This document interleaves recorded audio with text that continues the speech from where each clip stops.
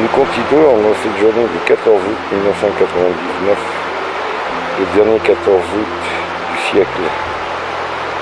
Et regardez un peu ces paysages que nous offre la montagne tibétaine, dans une nature super extraordinaire. 8 heures du matin, un bon petit déjeuner. Et les têtes de file sont prêtes au départ. Mais il est mignon, le main de ta fille. Vous voyez ce que je cherche à faire, c'est une course au cœur. Départ pour la vallée du Spiti. Derrière ces montagnes, le Tibet. Qui nous amène vers Chaka. Pratiquement un orgue de pierre, dont sort le bruit de la vallée de la Pine.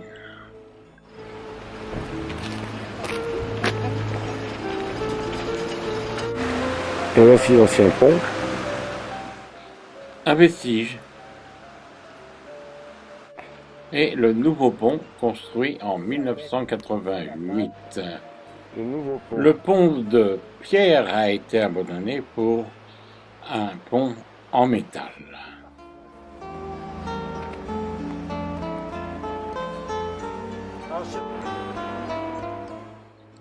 À la rencontre des autochtones. Ne l'oublions pas, c'est notre chauffeur.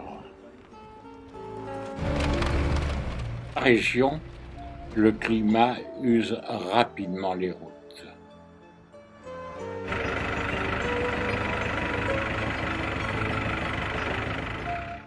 Méga village, 95 habitants. Le village le plus important de la Pine Valley, environ dernier recensement, 95 habitants, vous voyez cette population, c'est écrit sur le panneau d'entrée. Et là on est vraiment en plein milieu de la Pine Valley. Et les gens, qu'est-ce qu'ils font en ce moment? Eh bien ils ramassent les petits pois et après ils vont faire la moisson de l'orge. Et vous avez vu, ils ont déjà fait tout comme nous, frais. Hein, ils les font sécher, ils en font farine qui mélange à un plat qui mélange avec la tsanta. Farine de petits pois mélangée à la tsanta. Là, devant le moulin, on prépare les petits pois secs afin de les passer en farine. Le moulin fait son œuvre. Et voilà le moulin à petits pois que les femmes préparaient à l'entrée. On fait la farine. Pas un moulin électrique, mais un moulin avec roue à aube, entraîné par les torrents de l'eau vive descendant de la montagne. Et pour fixer l'endroit, quelques photos. Moi, dirais-je, c'est fantastique. Fantastique. Une lumière. Une lumière. C'est fou, hein. Ah oui, c'est fantastique. Hein. Et au-delà se trouve la vallée de Parvati, où Shiva envoya Hanuman chercher les herbes les meilleures de la planète.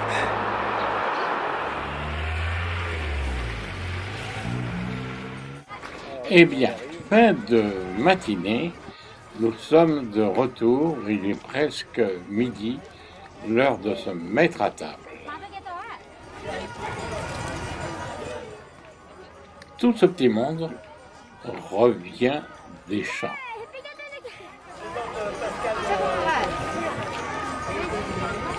Voilà, on est pas bonne affaire. Hein. Toutes ces femmes assemblées font la pâte, la préparent, en font des galettes que l'on appellera des chapatis, qui accompagnera un plat de lentilles ou un plat de légumes en principe.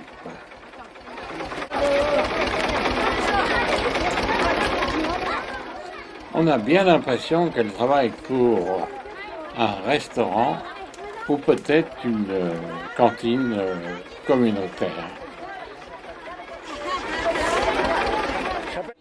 De toute façon, je peux vous dire que ces galettes sont très appétissantes.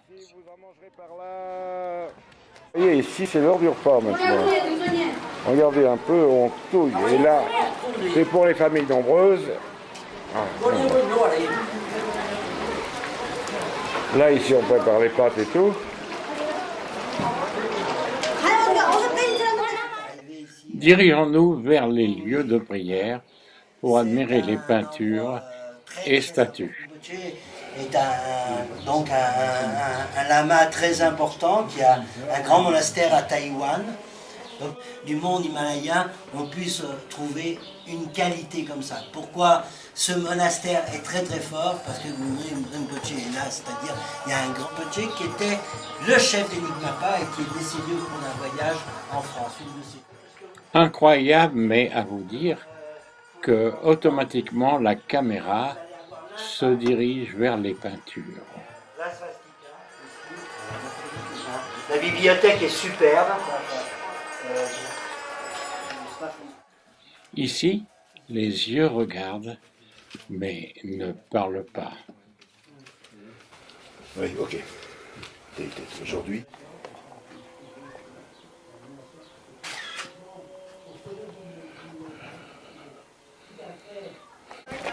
C'est dans ce petit monastère. Nos regards se croisent.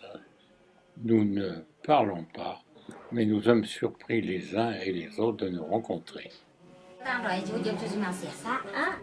Un moyen très rustique mais efficace pour refaire les routes à bras d'hommes et d'enfants. Voilà comment on fait les routes en Inde. Regardez un peu. Femmes, maris, enfants, tout le monde est là présent. Ici, la rencontre de deux civilisations émet un contact humain incroyable et des rires surtout. Une partie de la route est déjà remise en état.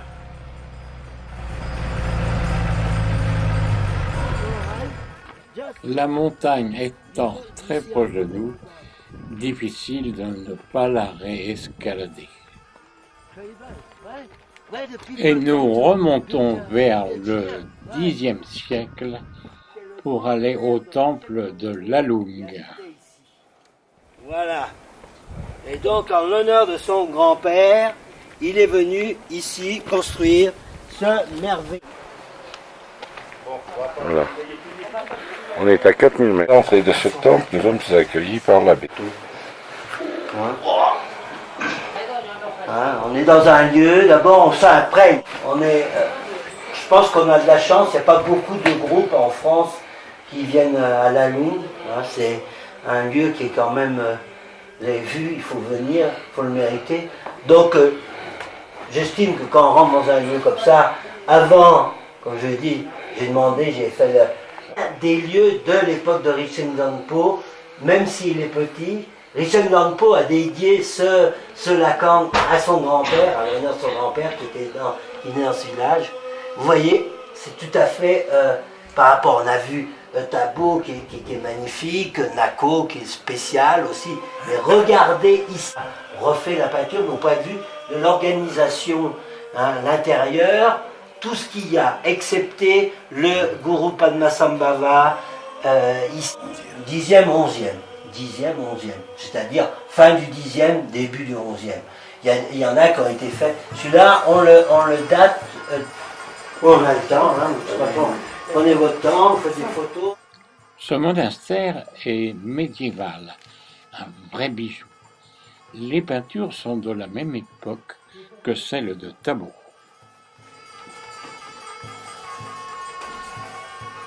Et le lacan est dédié aussi à Tsongkhapa.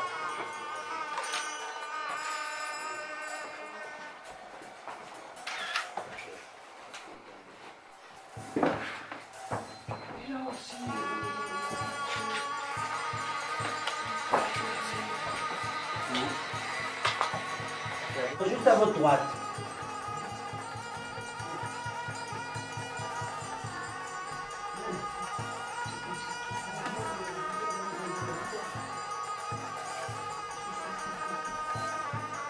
4 têtes et un cordon rue. Voilà. Oh là là.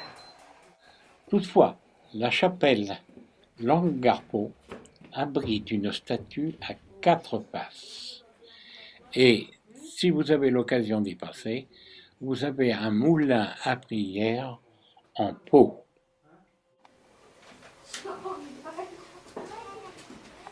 Ce moinillon est intrigué par notre présence.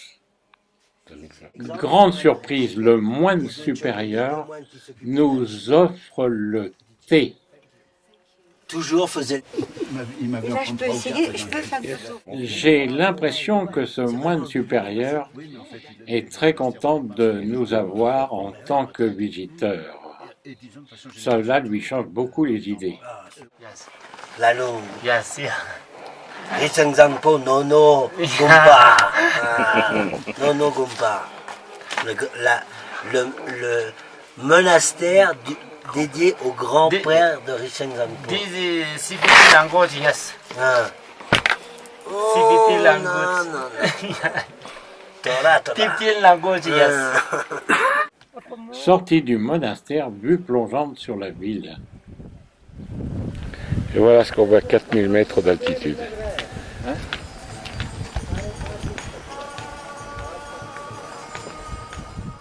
Le drapeau marque l'emplacement du monastère. Toujours vue de la sortie du monastère, la route qui serpente au milieu de la montagne pour accéder à celui-ci. Fin de journée, retour au camp.